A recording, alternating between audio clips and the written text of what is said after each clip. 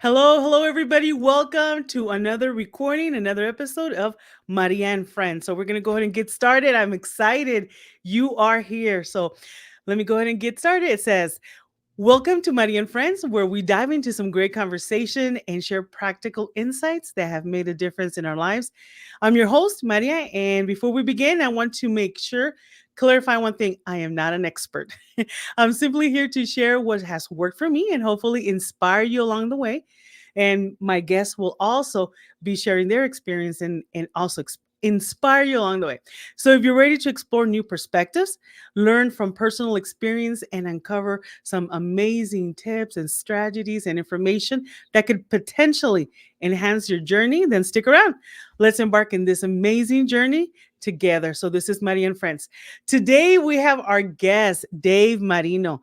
He is the chair of the El Paso County Libertarian Party and represents Senate District 29 on the State Libertarian Executive Committee of the Libertarian Party of Texas. He is a family man, a devoted Christian, and retired soldier, serving his second term as the El Paso Libertarian Party chair. Did I get it right, Dave? You got it. You nailed Yeah, thank you it. so much for being. That was a mouthful. Thank you so much for being here. I'm really excited.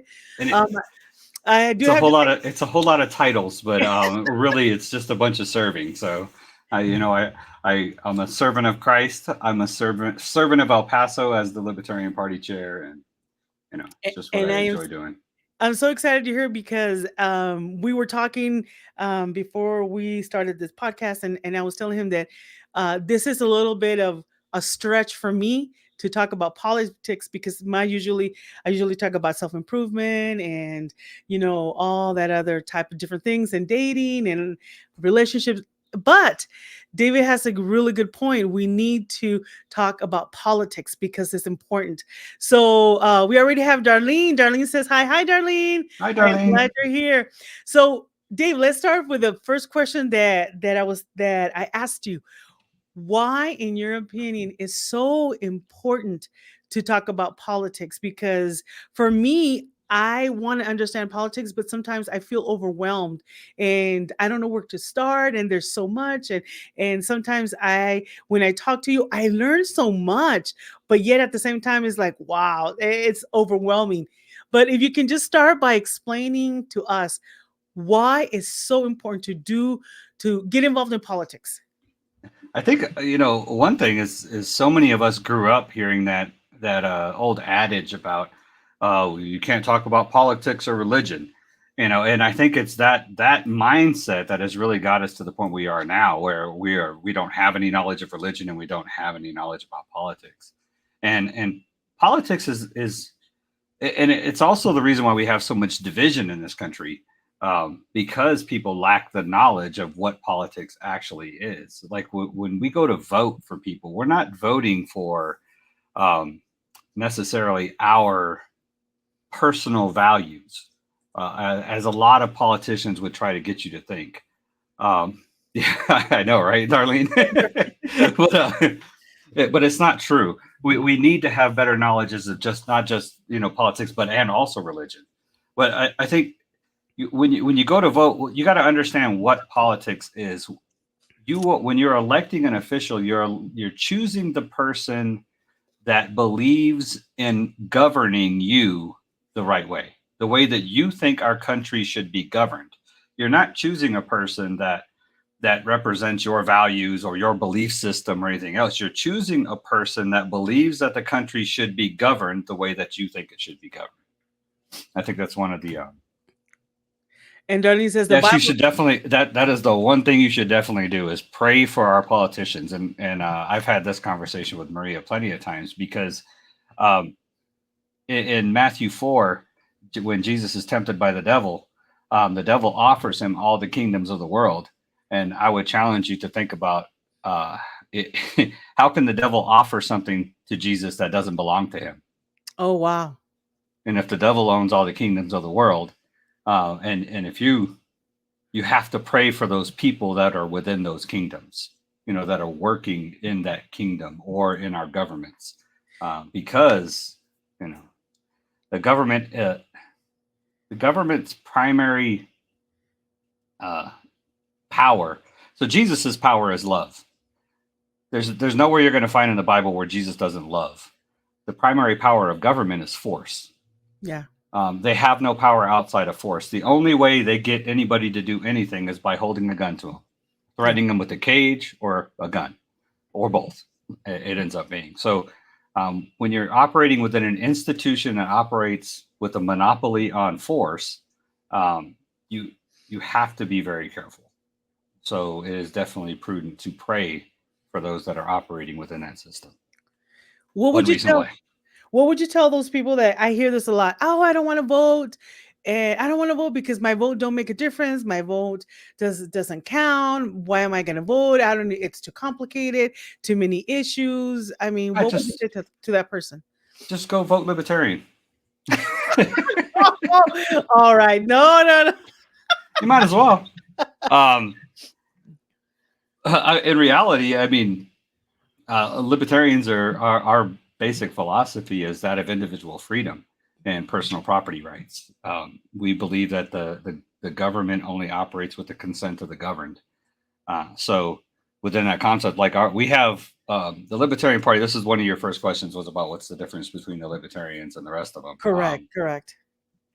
Our statements of principles is the Libertarian Party seeks maximum protection of the rights of all people against the violation, be it by other people, other nations, or our own government. We oppose the initiation of force, threat of harm, coercion, or fraud as a means of achieving personal, political, or social goals. So that's just the first paragraph of our statement of principles, but it kind of sums up everything that we don't believe in the initiation of force against other people. And we believe that the government's only purpose is to protect individual rights, individual freedoms, and liberty, and against like your freedom or your liberty ends where mine begins. So Correct. What made you get into politics? uh, I've always kind of been interested in it. It just because how it affects the world. As most people have, we see how things are going, and we decide we need to get involved. But the thing that really being in the army, you're pretty heavily. Um, oh, I was gonna say, Darlene, about the some people don't think they should vote. I am I'm believe it or not, I actually believe that there is a moral argument for not voting. Whenever you put your name or you put your check mark on that ballot against somebody else for somebody else, you're basically signing your name to a contract that says, I pick you. And Wow. whatever that person does within the government is kind of your responsibility from then out. And there's a lot of people that don't vote because of that. Like they don't trust any of them, and I'm one of those people. If I don't know a person personally, I probably won't vote for them. Yeah. So, luckily, being involved in politics, I do know quite a few of the people personally that I would vote for. But Most of them are libertarians. So, but so go back to answering the question. Does your okay, vote really count? Does it make a difference? Because I know I believe so. I know the moral against it, the moral for it, and all that stuff. And I know that we have to honor all those people, especially women. We didn't have the right to vote, and now we do. And we need to honor their sacrifice and being out there and getting all those rights. I Well, feel that moral, like you said, that responsibility to go vote because it's a right that they fought for us. But at the same time, in the back of my mind, when you hear all these conspiracy theories and you hear this and that, and I just sometimes get overwhelmed. Like, does it even really matter? Should I go vote? I can't argue for or against whether those conspiracy theories are true or not. So I Yeah, don't know. exactly. Uh, Yeah, I can only deal with what is actually factual on the table. Um, Putting your vote, I would just going and checking the block that you voted is not enough. An uneducated vote or an uninformed vote is worse than just voting. really. If What do you mean you're by that? Yeah, well, if you're voting and you don't know who you're voting for, or you don't know the facts behind what they stand behind, or if you're just voting, luckily in Texas we got rid of a straight party ticket where people could just vote all Democrat, all Republican, all Correct. Libertarian. Correct. So you have to at least select the individual's names now. But if you don't know what that person represents and you're just voting for them because they're a Democrat or a Republican, that's an uninformed vote. Yeah, because we You do that don't. because especially when we don't know a lot. My mom was Democrat, my dad is Republican. Okay, so I'm Republican. It's almost like religion. They're Catholics, I'm Hmm. Catholics. So you just go. What's I guess I'm a Republican, so I go down the line. Republican, Republican, whatever. It doesn't matter. No, and it's unfortunate because it's not a team sport, and that's what it's been. and Darlene says, as Christians, we must vote. It's not a sin. We have to be honest and vote responsibly. She's right. Voting responsibly is to inform yourself on the candidates that you're voting for and their positions, and they make sure that they align with how you believe we should be governed. So, like a lot of Christians believe that we need Christian values in our government, and if you really dig deep into that, it's kind of referencing going into a theocracy. And if you look historically, and I'm not saying historically is the only fact that you can rely on, but historically theocracies have been the worst governments Yeah. in the history of the human race. So Yeah. Yeah. Yeah. Absolutely. including Christian theocracies. So, but it's a matter of informing yourself, and then you have to hold those candidates accountable too. It's not only informing yourself prior to going to vote, but informing yourself and keeping track of what they are doing once they get elected. Because so many of them, talk out of one side of their mouth, and then they get elected, they go into office, and they do the exact opposite of what they Correct. campaign to Correct. do. So Um, how do I where do I start? Let's say I want to start. Do I go on the internet? Do I go on their webpage? How do I even start finding out all this info? I'm well, asking really basic questions because oh yeah. honestly sometimes we're too afraid to ask those questions. Like I get overwhelmed. All these things. Where do I start? Who do I believe Yeah. to get the accurate information so I can make the right decision? So most of the candidates are going to have websites. You can look at if they're an incumbent, which means they are in office, then you could look at their voting record. And a lot of times you'll find that their voting records are contrary to what they're campaigning as. They're like, oh, I'm not going to raise taxes. I'm not going to raise taxes. Then you go look at their voting record and they raise taxes. So that's one thing you can do because you just go to either if it's a state representative, you can go to the Texas Secretary of State's website. Federal government, you can go to the federal government's websites, and you can see their voting record in Congress and in the Senate, the City Hall. I'm really involved more in local politics than Yeah. state or national, but most people always want to talk about state or national politics, and and I would encourage you the more closer to home, the more effect the elected officials are going to have on your life. Okay, you Uh, want to talk about that? Explain that a little bit more. Expand on that. so, city council members, the decisions that they make at city council have a tremendous effect on your life. As you go up the ladder, county commissioner's court, has a little bit less. State has a little bit less. Federal has very little effect on your actual personal life. You take taxes, for example. If the federal government doesn't raise taxes, they just print money and cause inflation. Um, but the whenever the city government decides to do something, whether it's take out debt in order to build an arena or artwork on airway or stuff like that, all that stuff costs money, and a lot of times it's not money that's in the general fund, which is their budget.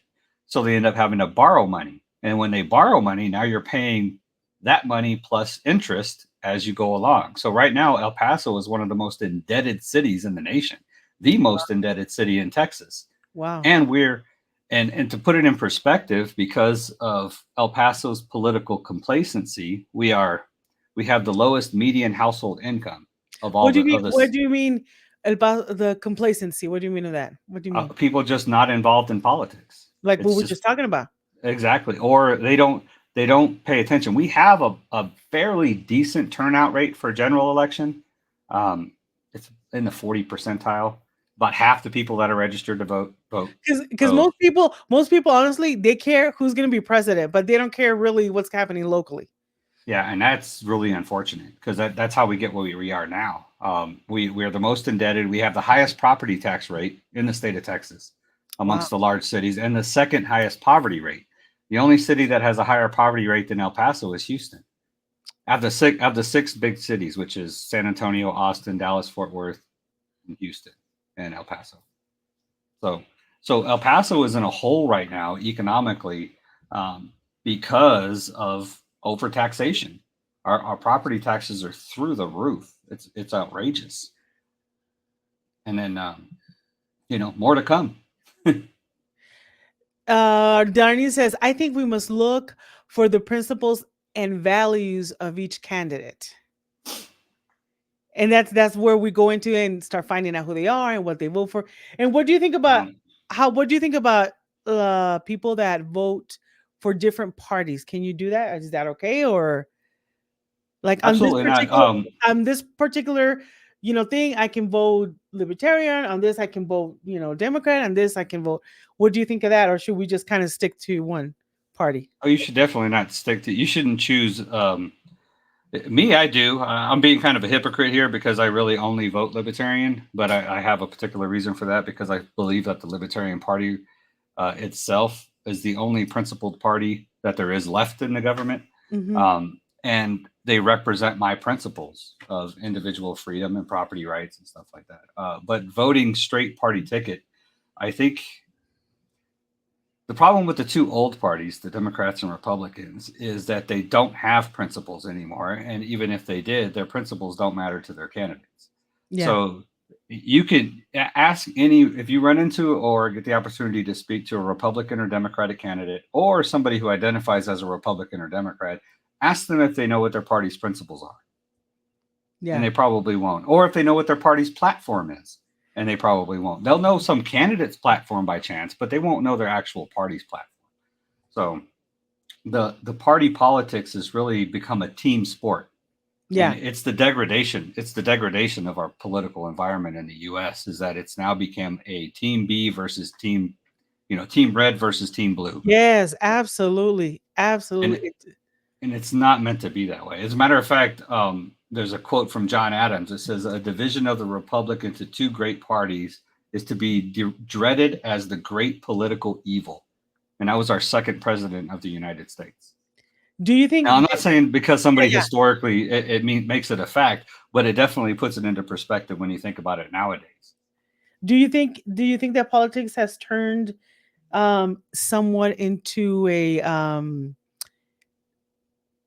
what is like a charisma, or kind of like what was it, the word that I was going to say, um like almost whoever is more famous, whoever is more, into the people, like it's not really about politics anymore, it's about who's more liked by the people.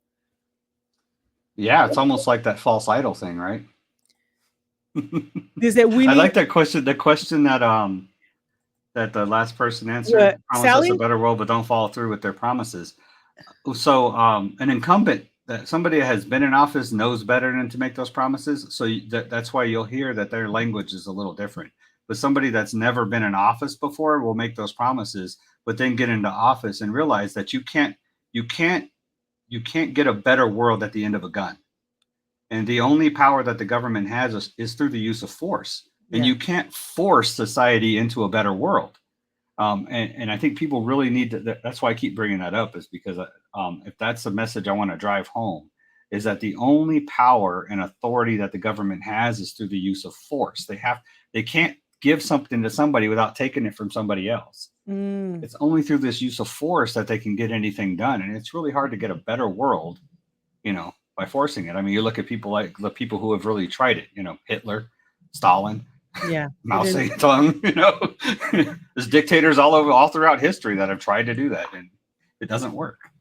Darlene says we need candidates who focus on education to create a better future. Let's see. She says, as we as citizens make the difference. And I like that statement because that is the core of libertarian values is volunteerism and believing in people more than we believe in government. So now that you're saying that, how does the Libertarian Party approach economic issues such as taxation, regulation, and free markets. Oh boy. Well, we could go backwards. Free markets first, regulation last, and regulation and then taxation. So as far as priority goes, we believe that most things can be handled by the free market, and this is just a personal belief of mine as a Christian. Um, I believe in the chaotic order of the universe. I mean, if you look at how it's designed by a divine intelligence and it works perfectly, and we have no idea why or how, because there's a divine intelligence behind it. And it's through this godly chaos that everything operates well. And I believe that the market can work the same way. If we let it go and leave it alone, um, it actually operates on its own to benefit all people. Murray Rothbard has a thing that he does about how a pencil is made. And you can look it up, just Murray Rothbard and the pencil, and it'll probably come up. You see a little video on it. And that's kind of the core of the free market. As we start allowing government to regulate the market, the government starts to get the ability to pick winners and losers. And when you allow an institution that only operates with the use of force, it doesn't matter how much compassion or love that institution has, its only power is force. And you allow them to regulate the free market, and now they get to pick the winners and losers. Now they get to be manipulated by lobbyists and pharmaceutical companies and oil companies and banks and the food industry and all this other places. Other governments get to manipulate it, and they get to choose the winners and losers for themselves. So as far as taxation goes, um, it's taxation is taking your money without your permission. That's why most libertarians say taxation is theft. So Oh, I've never heard that. I haven't heard that. Say, you want to say that again? taxation is taking your money without your permission. Without your So permission. we call that theft.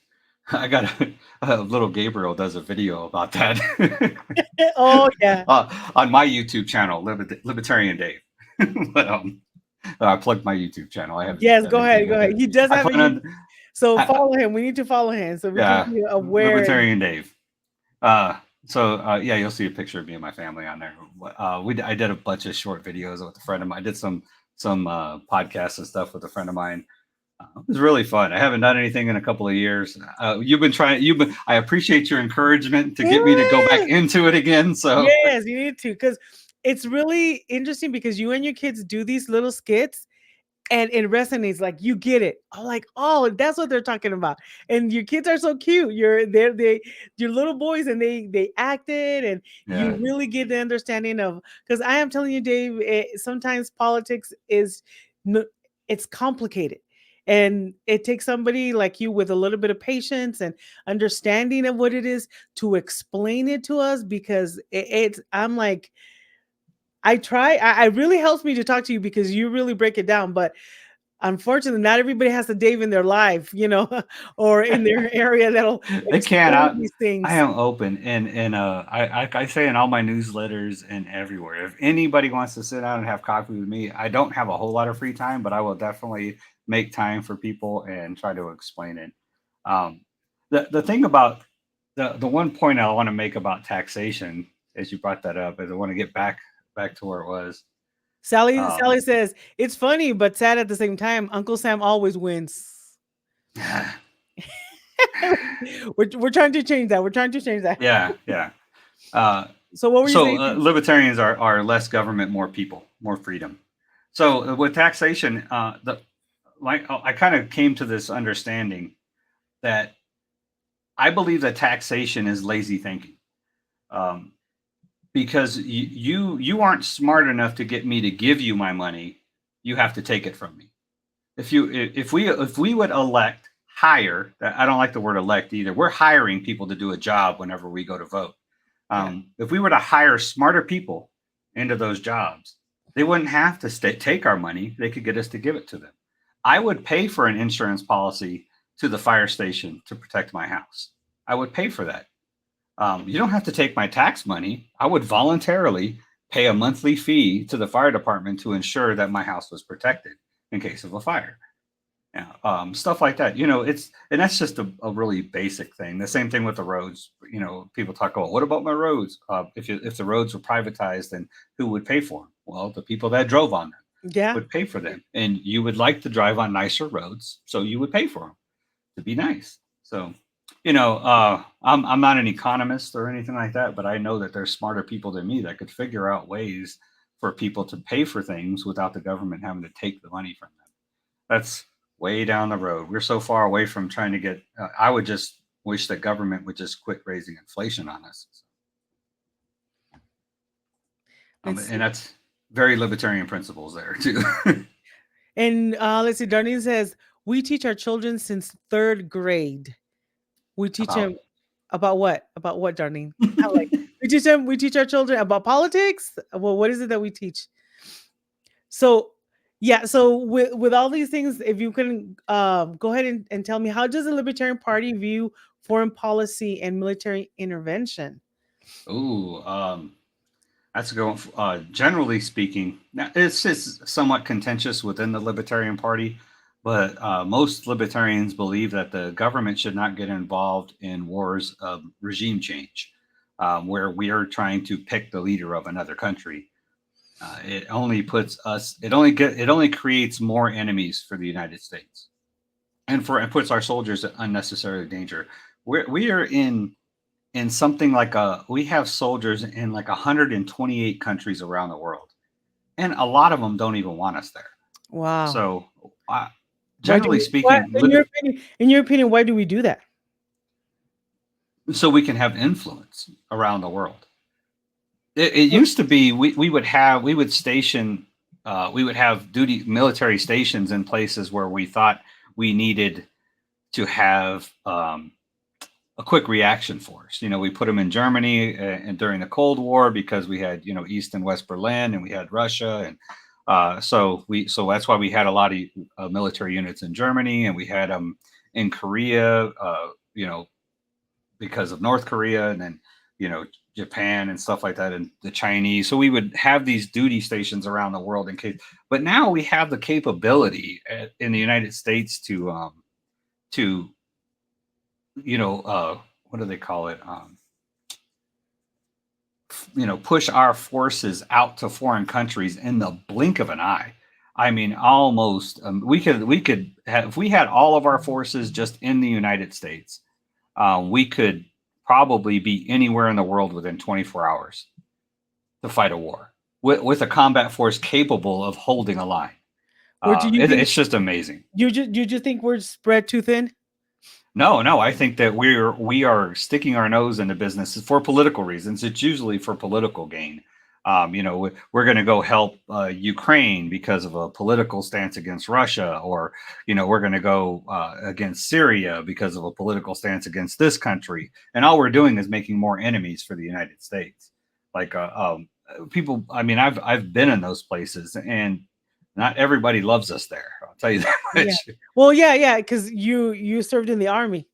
Yeah. So, and I think that's one of the significant factors that brought me to to this place, being involved in politics, was seeing some of the stuff that I saw while I was in the army.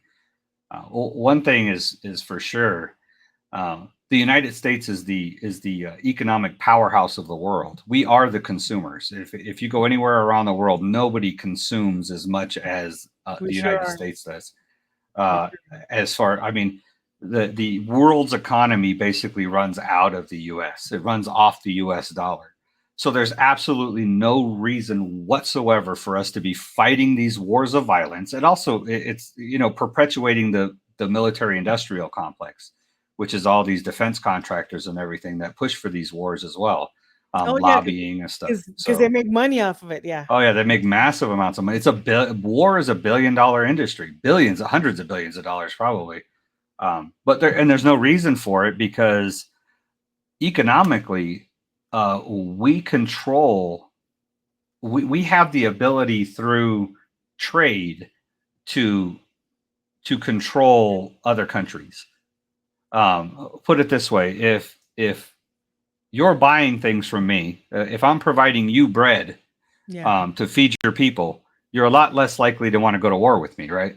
Correct. Because I then need you're not going to bread. get your bread no more. Yeah, I need I mean, bread. Yeah, that's I'm getting. in the simplest terms. I mean, that's what it comes down to. Free trade ends wars. Um, you have to get rid of the dictators and the psychopaths in office too.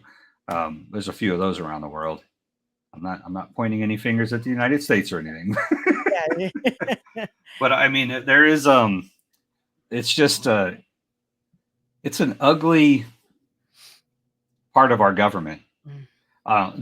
There was a simulation done. This is how ridiculous the United States military is right now. There was a simulation done that simulated every country in the world turning on the United States and attacking it. Every country, allies and friendlies, the entire world versus the United States, and the United States in defense. Wow. And the U.S. wins one out of every 6 times. Really? When they run the simulation, the United States will win one out of every 6 times against the entire world. We spend more in military defense. I don't even like to call it in the Department of War. We spend more than the Yeah. next 6 countries combined. That's how much of a. I mean, why do we need this? Yeah. This massive amount of killing power, murder power. Yeah.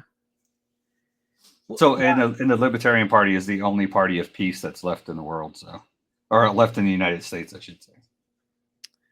Wow. We have our first Libertarian president, right? Where? Oh yeah, We you were have our telling me about this. South America. Yep. Yes. You talk about that. I did not Uh, know. I was like, how? Yeah. oh, that's interesting. Javier Milei is he's the Argentinian president. He's an economics professor, Austrian economics. Wow. Followers like Murray Rothbard and Hayek and stuff like that. Nobel Prize winning economists with very free market principles and stuff. And he was a madman when he campaigned. So You he were kind of telling me toned it about down that. towards the end. But You were one of my telling me. favorite, yeah, one of my favorite is he goes through all like the Argentina was like the fourth largest economy in the world. Wow. And like 50 years ago, and they started this basically social justice pushing government. Uh, So I believe we are the laughing stock, um, and other countries laugh at us. yeah, and until they see one of our aircraft carriers pull off their coast, right? um, but Javier Milei, so we were, and then they ended up with a 150% inflation rate because of just overtaxation. They had the government had just grown to this massive size. And one of my favorite videos from Javier Milei, he's got all the ministries or offices in government, right? And he just starts pulling them out. They're velcroed to the chalkboard, and he's like, "Afuera, afuera, afuera." Wow. And he did. He cut like as soon as he took office. I think he didn't cut all of them that he afuera on that board yet. But I mean, that's basically what he's saying is he's chopping them up, and So and like yeah. some of them are rather controversial, even in the United States, like the Department of Education, which is I think needs to go. But So tell me, Dave, what your involvement here locally. Tell me what you tell us, explain to us. I know because you've told me, but to the people listening to us, tell us what you do here in El Paso, how you work, what is it that you're working on, and tell us a little bit about that. I really I like working. I like explaining to people like I talk to you all the time at church. I like one-on-one conversations with people. I'm not so much of a social media guy and stuff like that.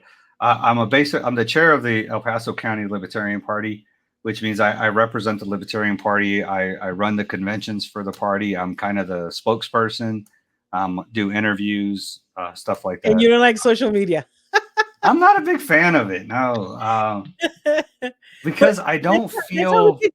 But I already told you, Dave. That's how we're gonna get people to know. People like me that don't know nothing about politics. We get to hear about you. You explain it to Mhm. us. So it's really, it's part of the job. It's really important because that's how we communicate nowadays. I think it's my monkey brain though. if I go on there with a particular purpose and I get it done and get away, that's fine. But my monkey brain will end up taking me all over the place, and then I'm wasted 2 hours doing stuff where I could have been more effective. So it's me. It's not really social media, but and and and I don't like a lot of the toxicity that you see in politics. It's very toxic. You know, I and as much as you want to respond to the toxicity, it's the only way you're not going to get any benefit from it. Somebody that's posting toxic stuff about politics on social media is probably not going to respond to any logical argument you what try do to you put think? forward. What So, do you think of those politicians that start doing commercials against each other and campaigning against each other? oh, that's how you know that they have absolutely no policies to stand on. I wouldn't vote for either one of them. So, Wow, well, it I mean, starts that's the getting point. I mean, it starts getting ridiculous. Like, yeah. and that phrase, remember that became popular. And what is it that they would say? And I stand behind this commercial, or I what is it Oh, that they have to say that. I approve this. I approve I this approve this commercial. message? Yeah, Yes. that's actually like election law that says that they have to. Oh, I Or thought a politician came up with that. No, that's actually somewhere that says you have to no, say that. yeah, no, I'm Dave Marino and I approve this message. No, they actually have to say that. Yeah, if they approve the message. So. Because yeah, I mean, what I don't like it is when all the politicians get together and not all of them, but some of them, and they start turning it into a popularity contest. Mm-hmm. And that's why they go in talk shows, and that's why they play the guitar, or that's why they do this, because Oh, they become more likable, and then you forget what they stand for. Let's just yeah. vote because he has a nice smile, or she's real pretty, or she's good on camera. That's what I So don't like. think about this: the Commission on Presidential Debates, right? The, what name one issue that was discussed in the last presidential debate? Most people watch the presidential debates, right? So besides finger pointing between Donald Trump and Joe Biden, saying, "Well, you're this, and you're this, and you're this," I mean, what policy issue? I mean, the economy, healthcare, education, Education, yeah. immigration. Mhm. What issue, foreign policy? What issue was discussed during that debate? None. None that I can think of, right? I don't remember anything. Yeah. So the presidential debates have devolved into this finger pointing, insulting. That really wasn't even covered Yeah, that I yeah, can remember. yeah. Um, even if it is, it's usually um, a bunch of nonsense they have no intention of doing anyways. It's almost impossible for them to do. So, So, what do you think uh, of the purpose? What do you think the underlying purpose of that debate is? oh, it's just a dog and pony show. Yeah, the I mean, it's popularity to win the popular vote. yeah, yeah. It's interesting because uh, when you really get involved in politics deeply, and you because as a libertarian, um, I have kind of a neutral view on both the Democrat and the Republican parties, and sitting from the outside looking in on both of them, I really see them as not being much different. They both want to grow government. They both want to spend your money. They both just want to stay in power. So they both operate within those premises, just different sides of the same coin, as we like to say. Left wing, left wing, right wing, same bird. You know, so which is just the grow government. The Republican, actually, the Democrats in the 1960s used to be the small government Democrats, and then the Republicans in the 1980s used to be the small government Republicans. But neither one of them are small government anymore, and Yeah. that's why they won't talk about that no more.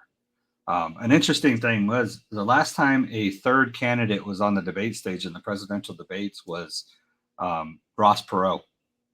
Really, that far How many back? people remember Ross Perot, right? Yeah, I remember. Yeah. But he upset it. He upset the balance of power between the Democrats and Republicans so much that they got together. The commission on the presidential debates used to be ran by the League of Women Voters.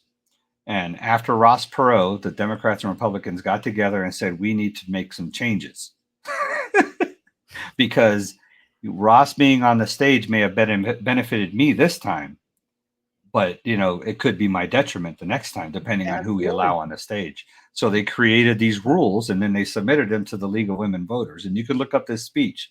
The president, when the League of Women Voters said, no, we are not going to do that.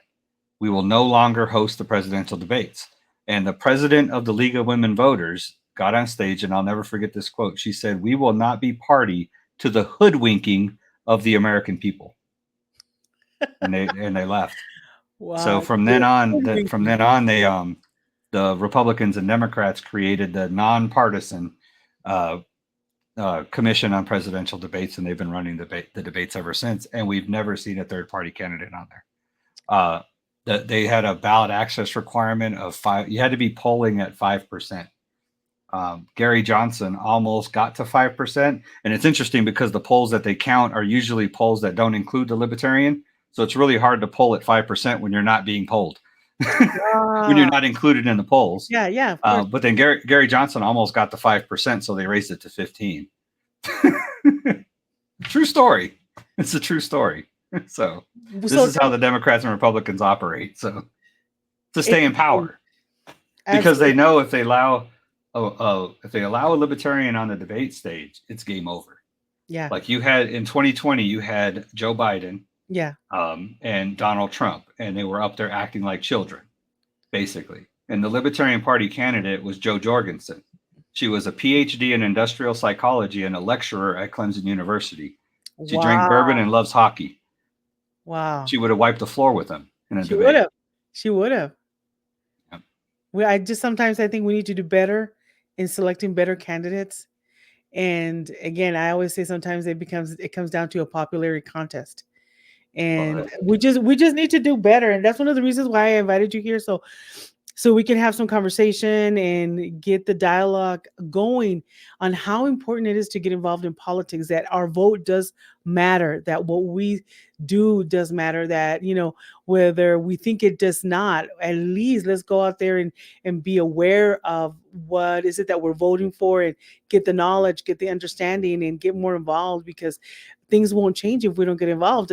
Because what to me sometimes what I think happens is that the majority of people can feel a certain way, but very little people get actually involved, and those so it's really not the majority, it's really the minority that does that does the work. and truth being told, remember earlier I said that El Paso's voter turnout is about 48%. I think our best voter turnout was about 48%. So those of you, especially in El Paso, that are sitting on the couch, you can pick who wins, because there's over 50% that are sitting on the couch that are not voting in the general elections. The primary elections they just irritate me. But um, so the primary elections that just happened, what, 2 days ago, Yeah, Tuesday, yeah, they call it Super Tuesday. yeah. The primary elections are the nomination process, the taxpayer funded nomination process for the Democrats and Republicans. Those are party elections. That's the political parties themselves choosing their nominees. Who's gonna run for that particular seat. That's why when you go to if you ever vote in the primaries, when you walk in, they're going to ask you, do you want to vote Republican or Democrat? And then you have to go, because you're voting for that political party's nominees. It has nothing that you're not electing anybody to office when you go to vote in the primary. That Correct. election is the general election that happens in November. We had 11% turnout, 11.5% turnout on Tuesday. In the general Wow. election, it'll be about 40%. So, um, but it's a matter of educating yourself. You need to we need to get rid of this idea that a political party can represent you, because they don't represent you. And then you need to Well, that's look at the that- well, that's person. that's what they tell us all the time. I mean, that's what they stand up there and say. I'll represent you, and represent my constituents. I'll So they're represent going to represent you, their your party is what vote, they're going to do. and they're so yeah. Because well, that's how they sell it to us, and we don't know any better. I'm like, okay, I'll vote for him. He sounds like somebody. He's nice. He has a nice set of hair, and he talks nice, and you know, He's got pretty eyes. he's got pretty eyes. you know, he has charisma, so yeah, Right. he says he's gonna represent me, and okay, I'll vote for him. Yeah. whatever. Yeah. Yeah. So But no. we need to do better and get educated, and that's one of my goals, that to understand politics a little bit more and get educated and ask questions. And if I don't understand, I'll find Dave and say, okay, Dave, what's going on, what's happening here, can you translate and dump Yeah. it down? Well, you'll see that generally speaking, libertarian candidates are the most intellectual, and I think it kind of we come across as too intellectual sometimes because we've had to defend our positions so much from the other two parties. Um, So you take you're very well versed on what you believe.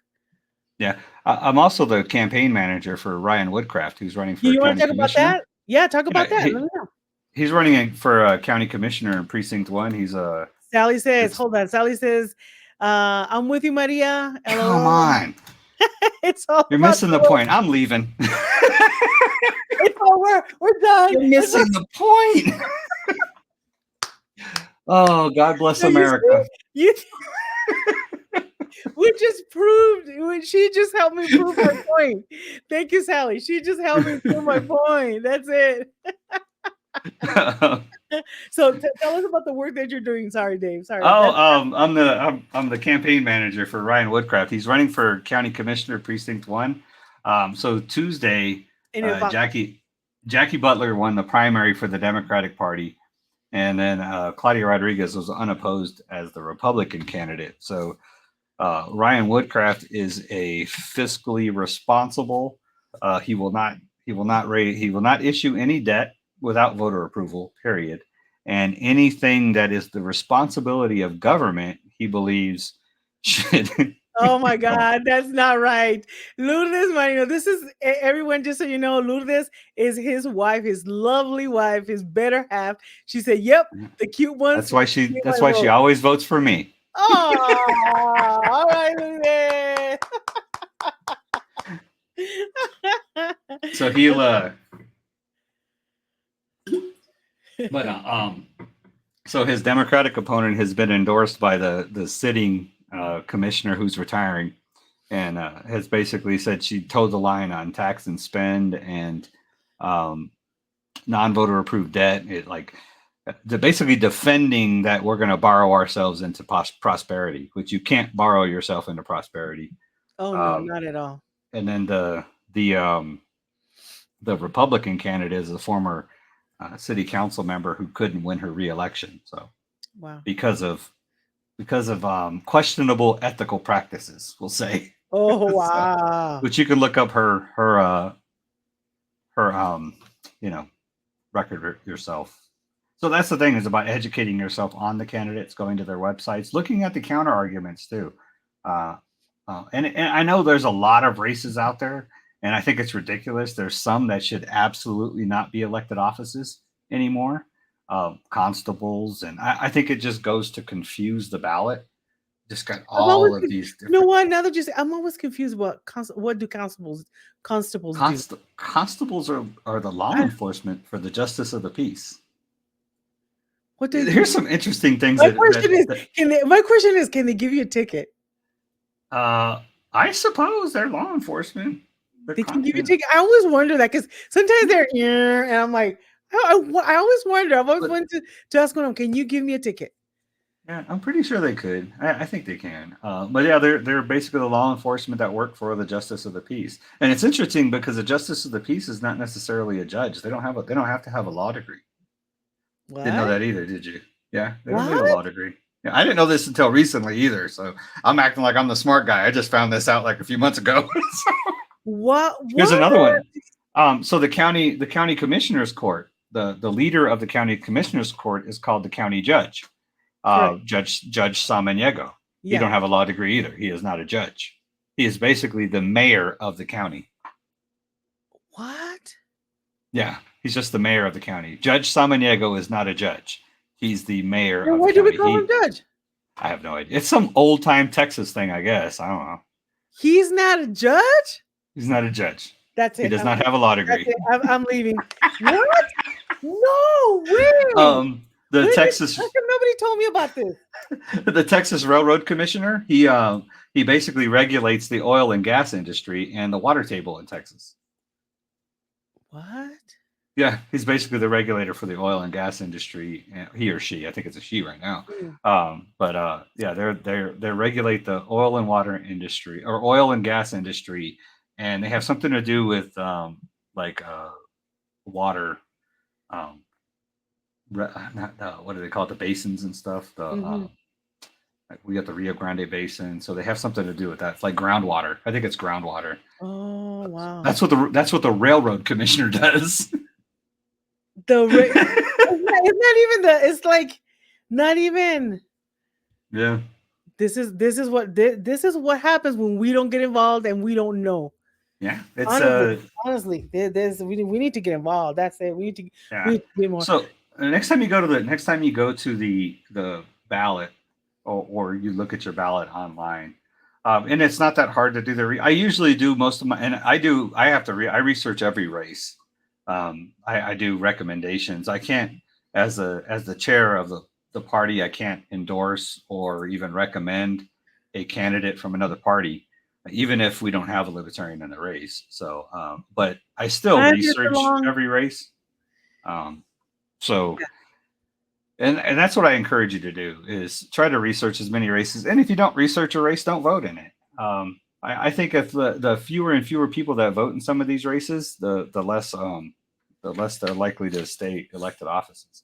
It's like the tax assessor collector the county tax assessor. I'm actually running for tax assessor collector, but I'm kind of a low key candidate. I'm not really running a very active campaign. I'll definitely do the job, and I'll take my libertarian principles to the tax assessor's office if the El Paso so chooses. But my primary responsibility is the Ryan Woodcraft campaign. I think he has the opportunity to make big differences in the county commissioner's court. So. But the tax assessor is not really the tax assessor collector should just be called the tax collector in El Paso because he doesn't assess anything. He just collects taxes. Why That's do we it. get So why do we have to elect somebody to just collect taxes? He doesn't have any control or any power to make decisions on how much taxes we collect or anything else. So so why is it an elected office? Why is the justice of the why is the constable, why doesn't the justice of the peace just hire his own law enforcement guy? Why does it have to be an elected office? It's just right? There can just be a job that you apply for and hire the perfect person for it. You have yeah. to get elected for it. Hmm. So wow, do you see But all these things we didn't know? yeah, I think the tax I assessor still can't was. get over a Judge Samaniego thing. I still can't I get over know that surprised me too when I learned it too. I was that. like, I'm like, he's not a judge? No, he's not a judge. He's just the mayor of the county. That's wow. it. He's like the county mayor.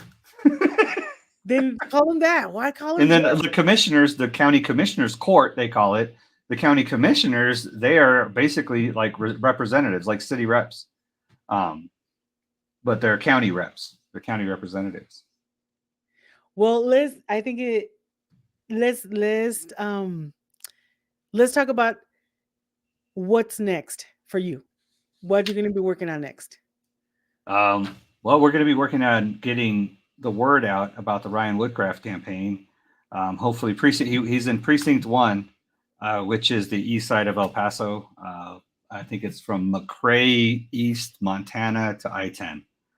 Basically, if you live in that area, Pebble Hills area, Zaragoza, Montana, uh, Montwood, all that east side area, that's all precinct 1. So he will be on your ballot. I encourage you to look him up. Ryan Woodcraft. What is this? I really should have this memorized, huh? I've been talking too much, so let me bring this up. He's gonna yell at me now. He's Oh gonna, how yeah, did you he's not good. know my Yeah. website? Okay, Woodcraftforelpaso.com. So okay, take your time and say it again because I don't want you to lose your job over this. woodcraftforelpaso.com. Oh, there So we go. go check him out. He is a retired warrant officer, a family man, a fellow Christian, Yes. and I a met him. libertarian. I met him. Very nice. Very nice. Yes, Very he's nice. Very approachable. super smart, heart's in the right place, has no political aspirations beyond just trying to do what's right for the people. And I think that is the core value of this campaign. This is why I put so much time and effort into it myself, is that his heart is in the right place. He's not part of any political elite organization in El Paso. He is outside of that sphere, and he wants to do what's right. The real thing that got him into this race was in August. The county commissioners voted for the highest tax increase. This is considering inflation and cost of living increases, and that we are the lowest median household income in the state of Texas.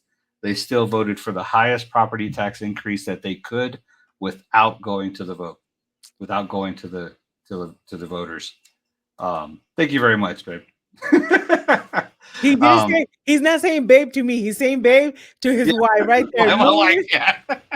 his They can wife, see that, Lourdes, can't they? Lourdes Marino. You see that last name right there? Thank you, Miss Lourdes. Thank you. Appreciate that. uh, Well, in the same vote that they chose to raise our taxes, our property taxes, to the highest amount they could without going to our voter approval, they also voted for a 16% pay raise for themselves.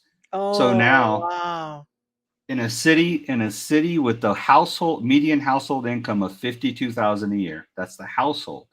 A county commissioner makes 130,000 a year, and the county judge makes 155,000 a year. That was absolutely outrageous. And Ryan Woodcraft felt the same way. And it was right after that county commissioner court meeting. He called me. He's like, I think I'm going to run for precinct 1. He's like, I'm going to pray on it. This was in August. He's like, I'm going to pray on it, and I'll give you an answer in October. So October 1st. I already knew what his answer was going to be. Yeah. He prayed about it. He talked to his family, and he threw his head in October 1st, and we've been pushing. We're really going to hit hard now since the primaries are over. We know who our candidates are going to be on the ballot. Yeah. So expect to see one of us knocking on your door or giving Yeah. you a call. And maybe we can do another podcast, another episode, and talk about more about that. And How about this? How about this? I mentioned to him, I said, hey, I have a sister from church who has a podcast. And he said, yes. he doesn't even you didn't even He send did. the He that fast. He was like, yes, I'll do it. I'll do it. So time. All whenever right. you want to have him on, you just let me know, and we'll make sure we get it on his calendar, and he will be here. And he is way better spoken than me. Well, at Super least well at spoken. least you started. You started to breaking the ice. So we're working our Yeah. way. We're working our way to that. So, Dave, any last thoughts? Just any last thought? Anything that you want to share? We have you have the audience, you have the ear. What would you like to say to all these people listening and that's in your heart?